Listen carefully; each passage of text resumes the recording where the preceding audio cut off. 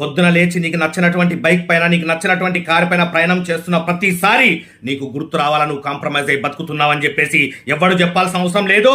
నీకు నచ్చినటువంటి అపార్ట్మెంట్ లో రెంట్ కి ఇంట్లో కిరాయికి ఉన్నప్పుడే నీకు అర్థమైపోవాలా నువ్వు కాంప్రమైజ్ అయి బతుకుతున్నట్టు నీకెవరు చెప్పాల్సిన అవసరం లేదు.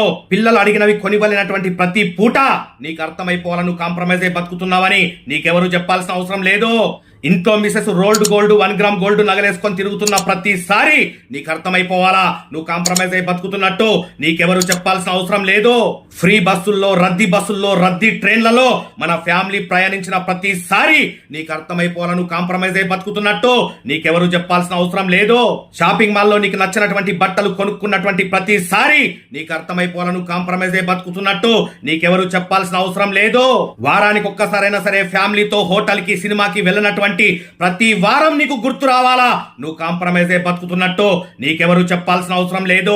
నెలకొకసారి హోటల్కి వెళ్ళినా నీకు నచ్చినటువంటి ఫుడ్ ఆర్డర్ ఇవ్వకుండా నీ పాకెట్ సపోర్ట్ చేసే ఫుడ్ ఆర్డర్ ఇచ్చిన ప్రతిసారి నీకు అర్థమైపోవాలా నువ్వు కాంప్రమైజ్ అయి బతుకుతున్నట్టు నీకెవరు చెప్పాల్సిన అవసరం లేదు. మన తాతల జనరేషన్ కాంప్రమైజ్ అయి బతికింది, మన నాన్న జనరేషన్ కాంప్రమైజ్ అయి బతికింది, మనము మన పిల్లల జనరేషన్స్ కూడా కాంప్రమైజ్ అయి బతకాలనా?